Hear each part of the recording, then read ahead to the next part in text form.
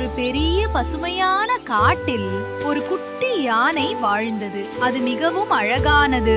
சின்ன சின்ன கண்களும் பெரிய காதுகளும் கொண்டது. ஆனால் அந்த யானைக்கு ஒரு சிறிய ஆசை இருந்தது. அது பறக்க வேண்டும். ஒவ்வொரு நாளும் அது வானத்தில் பறக்கும் பறவைகளை பார்த்து மகிழ்ந்தது. அவர்கள் எப்படி இவ்வளவு உயரம் பறக்கிறார்கள் என்று யானை நினைத்தது. அது தன் காதுகளை அசைத்து கால்களை உயர்த்தி பறக்க முயன்றது. ஆனால் அது மண்ணில் விழுந்து சிரித்தது. நாட்கள் சென்றன.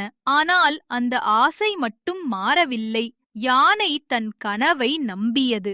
ஒரு நாள் காற்றில் ஒளி வீசும் ஒரு மென்மையான ஒளி தோன்றியது. அது ஒரு மந்திர சக்தி போன்றது. அந்த ஒளி யானையின் இதயத்தை தொண்டது. அதே நேரத்தில் யானைக்கு ஒரு புதிய உணர்ச்சி, தன்னம்பிக்கை.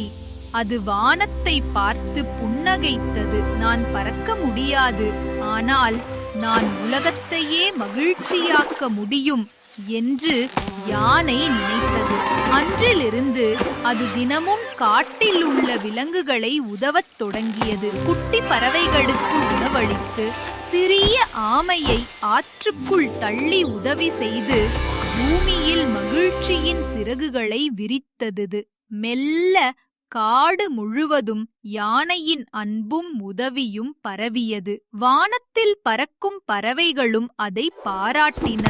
ஏனெனில் யானை பறக்கவில்லை, ஆனால் அதன் இதயம் பறந்தது. நரேட்டர் குட்டி யானை அறிந்தது. ஒவ்வொருவருக்கும் தங்கள் தனி சிறகுகள் உண்டு. சிலர் வானத்தில் பறக்கிறார்கள், சிலர் மனதில் பறக்கிறார்கள். நம்பிக்கை இருந்தால் கனவுகள் எல்லாம் நனவாகும்.